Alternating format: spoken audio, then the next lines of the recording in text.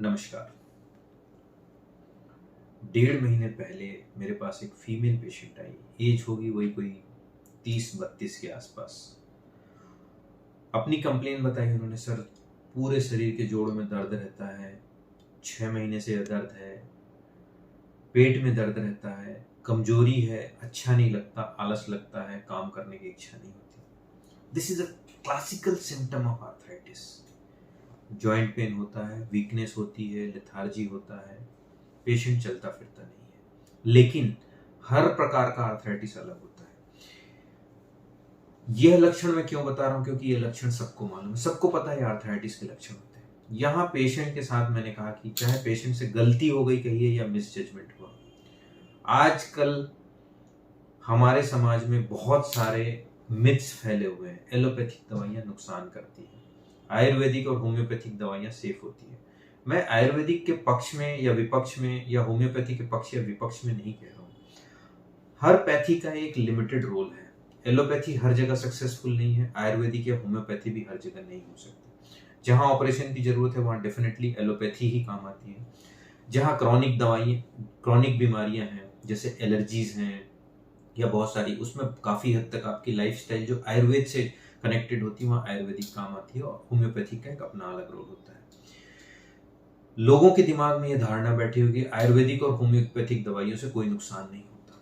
लेकिन जो मेरा पर्सनल एक्सपीरियंस है, इवन हमारे पास साइंटिफिक डेटाज हैं कि जो आयुर्वेदिक या होम्योपैथिक दवाइयां दी जाती है उसमें बहुत सारे नॉन क्वालिफाइड डॉक्टर्स कहूंगा मैं कि वो कुछ ऐसी एलोपैथिक दवाइयों का उपयोग करते हैं जो पाउडर या चूर्ण के रूप में या घोल के रूप में देते हैं। जो सफेद चूर्ण होता है कुछ है, ये मोस्टली स्टेरॉइड होती है या इवन इससे भी नुकसानदेह चीजें होती है, हैवी मेटल्स होते हैं। इनका उपयोग यदि सडनली किया जाता है तो डेफिनेटली बीमारी का जो गंभीरता है, उसकी तकलीफ में राहत जल्दी मिलती है और पेशेंट को बड़ा अच्छा फील होता है। देखा गया है, जैसे भी आप सो कॉल्ड जो झोला छाप डॉक्टर के पास जाएंगे तो बोले हाँ ये एक पुड़िया आप खा लीजिए, आपको कल सुबह ठीक लगने लगेगा। और ऐसा हुआ है, देखा गया है। और होता क्या है, पेशेंट उसको ये समझता है जब भी तकलीफ हो एक पुड़िया खा लेना, हमें ठीक लगता है। और ये पुड़िया क्या होती है, इवन यह देने वाला डॉक्टर नहीं जानता कि क्या होती है। और इसमें मोस्टली हैवी मेटल्स, स्टेरॉइड की एक अधिक मात्रा होती है जो शरीर को नुकसान करती है।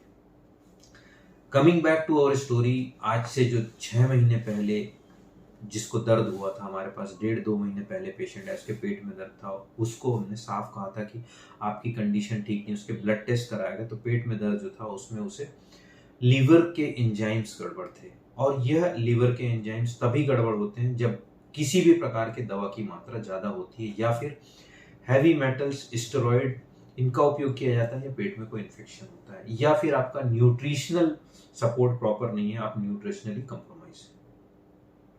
शरीर में प्रोटीन की मात्रा कम होना और डाइजेशन का अनकंट्रोल होना, क्योंकि लिवर से सारी दवाइयां प्रोसेस होके जाती है और उसी से प्रोसेस होता है, दवाइयां उसी के थ्रू एक्सक्रीट होती है।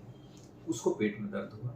मैंने बता दिया था कि आपकी कंडीशन बहुत अच्छी नहीं है, आइडियली आपको हॉस्पिटल में भर्ती होकर सारी दवाइयों पर ट्रीटमेंट करना चाहिए। यकीन मानिएगा, दवा जैसे दी, मैंने कहा था हो सकता है 2-3-5 दिन में आप बेटर फील करना शुरू करो या फिर आपकी कंडीशन बिगड़ जाए।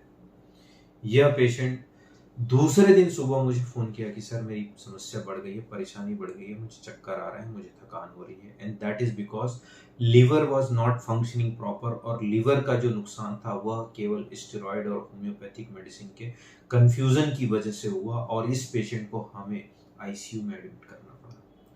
यह पेशेंट आने वाले 1.5 महीने तक किसी न किसी कारण से स्ट्रगल करता रहा। उसका हीमोग्लोबिन कम था, प्रोटीन कम था, कैल्शियम कम था, आर्थराइटिस बहुत ज्यादा था। और 1.5 महीने के बाद, बहुत समय तक हॉस्पिटल में ट्रीटमेंट करने के बाद, हम उसको 1.5 महीने के बाद डिस्चार्ज करा सके।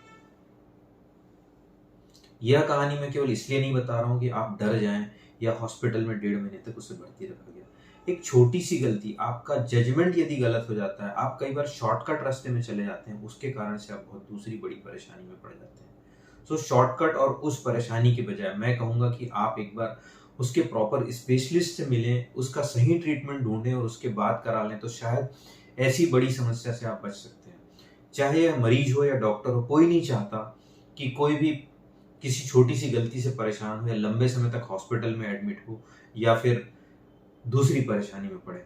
तो मेरा ख्याल है इस पूरे एपिसोड के डिस्कशन का मेरा मेन अर्थ जो है, उद्देश्य जो है, यह बताने का है कि जब भी आपको परेशानी हो तो एटलीस्ट आप उसको नजरअंदाज न करें और प्रॉपर स्पेशलिस्ट से अपने चेकअप को पूरा करा के फिर अपना ट्रीटमेंट करें, ना कि देखते हैं क्या होता है करके हम रुक जाएं या फिर कई बार नजरअंदाज करके आप अपनी मुसीबत को ना बढ़ाएं। धन्यवाद, नमस्कार, जय हिंद।